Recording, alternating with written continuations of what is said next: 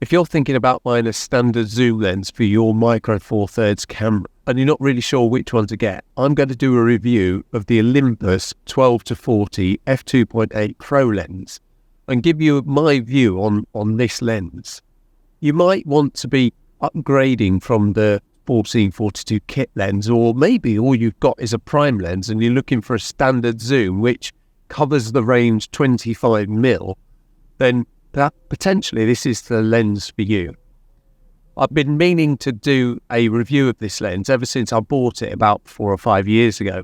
And I bought this lens at the same time that I bought my EM1 Mark II, although I bought it separately because the EM1 Mark II came just as a body only. And at that time, I looked around online, I watched all the YouTube videos to see what was the best standard zoom lens that I could buy for my new EM1 Mark II.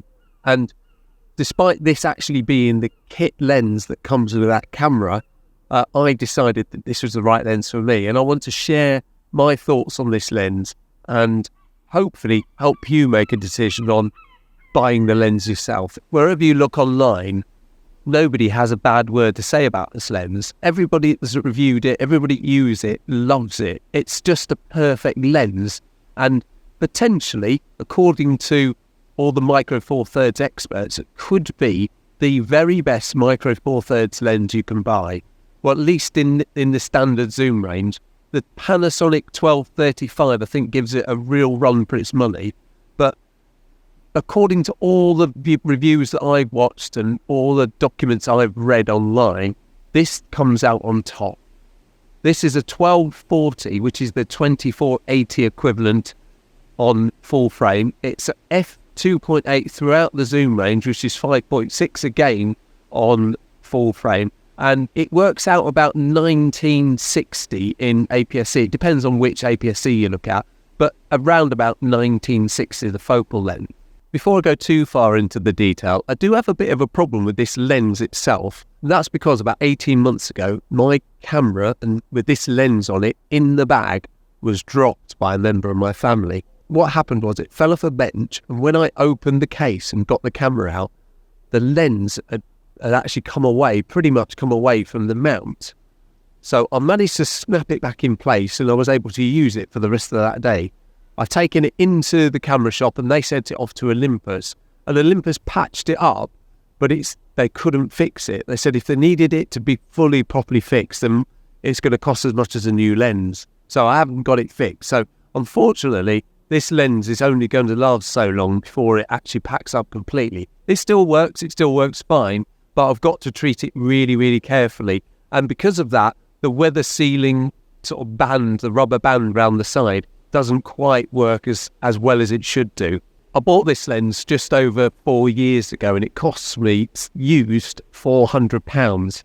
And I had a look this morning, and if you want to buy this lens used in excellent condition, you're going to be paying about £400. So really, the price hasn't changed much in 4 years. I guess that's the cost of living that we're in now and COVID and all those things. But still, it will still set you back about £400 to buy this lens.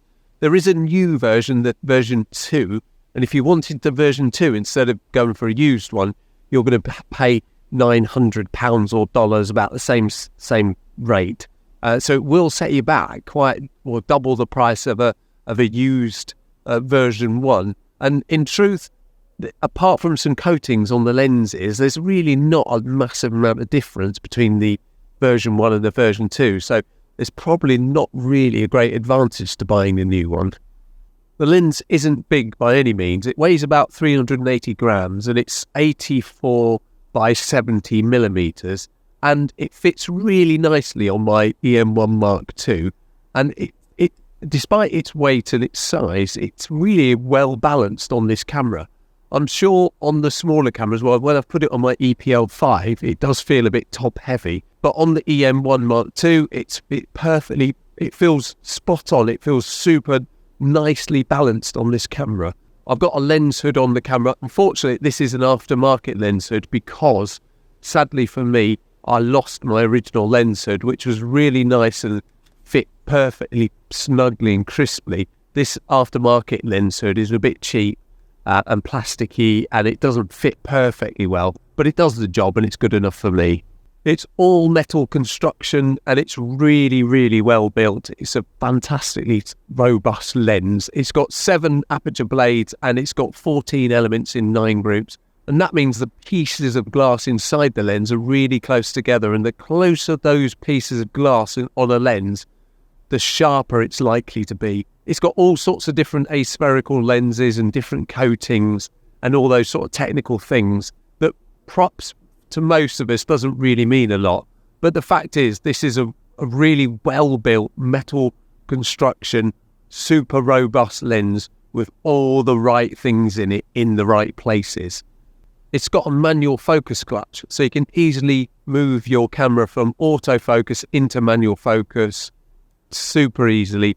And it's also got a programmable button on the side and that you can sort of put to whatever need you want, but it's generally used for taking the lens out of continuous autofocus. Here is the lens as a comparison to the 14-42 kit lens you often get with the pen cameras. And you can see it's quite a bit bigger, but obviously it is a pro lens. It is weather sealed and it's f2.8 at its maximum aperture throughout the range. So there has to be a giveaway. What I intend to do today is go around this park. I'm at the lawns in the centre of the city of Lincoln in England. I'm going to go around this park and take a few shots with this lens using my Olympus EM1 Mark II.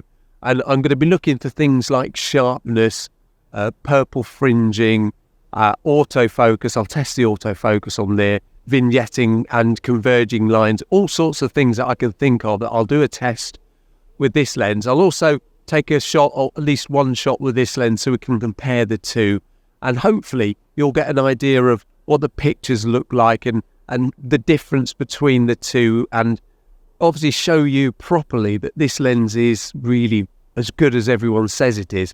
You can only see that when you actually see the results.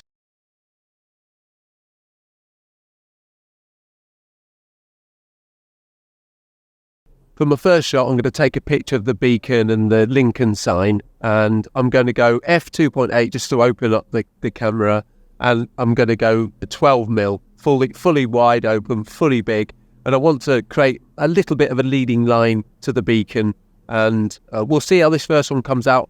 There's not too much colour in the picture. There's a bit of red on the white background of the sign of the crest.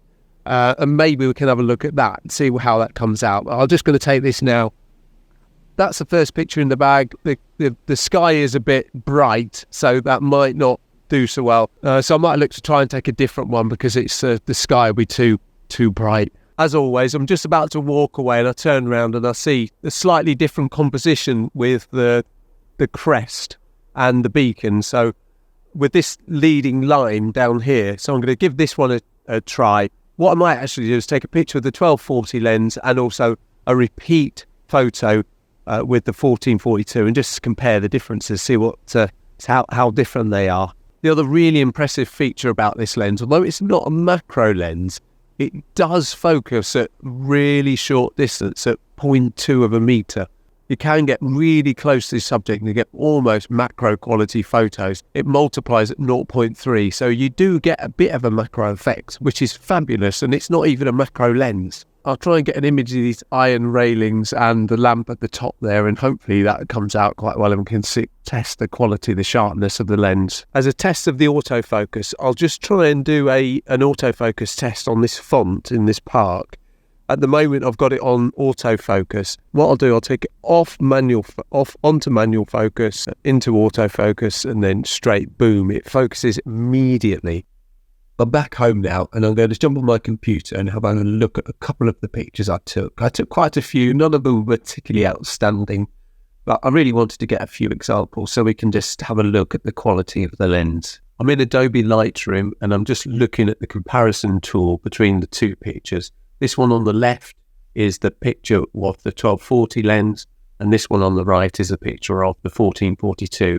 And immediately I can see on the 14-42 along this right-hand edge, there's purple fringing. You can see it clearly.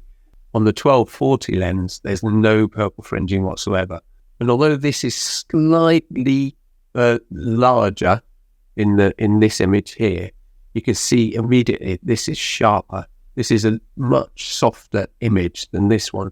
And you can see it much more clearly if we bring down these brackets here. These look much sharper, much clearer than these do, look much softer. It's slightly smaller, but it's obvious, it's clear. So generally, immediately you can see that these two images are different, and the 1240 is much superior to the 1442. Although having said that, there's not that much difference between them, and I have sort of blown these pictures up so 300 times, so you could obviously going to get some sort of variation, but for the likes of Instagram, etc., I don't think this is going to have any difference whatsoever. So in one way, it depends on what you're using the lens for. If it's just for things like Instagram, then is it even worth spending £400 on a pro lens? The other image I wanted to have a quick look at is this picture of the lamps and the railings up against the building. And I like the idea of this picture because there's enough detail in it for us to have a look. But firstly, I've noticed there's just no vignetting at all. So all around the edges here, it's all just as bright, as sharp as it is in the middle. I can't remember exactly where I focused on this image, but if I zoom into these lamps, you can see that they're reasonably well in focus. There's no focusing problems here at all, and that's at 200%. So in fact, that's at 200%. So I think generally that's just an excellent image. Once again, perhaps if I would have used the 1442 lens, it would have been interesting to see what the difference was, because I'm not sure there was going to be enough difference in truth. It definitely proves that it's a solid lens that does what it says on the tin. As always, thank you very much indeed for watching the video. I hope it's been helpful and informative and provide you a good idea of how the 1240 lens is, and if it's something that you might be interested in buying yourself. If you like this video, I'd be really pleased if you'd give it a like. My channel now seems to have taken off, which is fabulous, and I think the people that use Micro Four Thirds has finally seen that I'm making these videos. And if you like the output that I've been producing, I'd be super happy if you would subscribe to the channel. That will make my day. Once again, thank you very much indeed for watching this video, and I'll see you in the next one. Cheerio.